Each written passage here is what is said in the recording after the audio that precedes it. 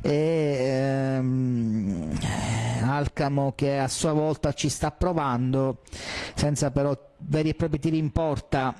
Vediamo la conclusione, ora c'è il tiro e il gol che è stato messo a segno.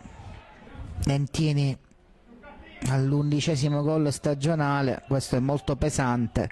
Calcio d'angolo Sport Palermo tra le proteste dei giocatori del Alcamo. Costantino prende subito il pallone e va alla battuta veloce, palla dentro, colpo di testa palo e poi il gol di Pirrotta sulla linea. 1-1 Sport Palermo, azione un po' convulsa, un po' concitata, con il colpo di testa e il gol dello Sport Palermo che riapre tutto. Granatello cerca di intervenire, poi Badò. Alcamo che prova un'incursione offensiva, Procida a terra, poi il tiro e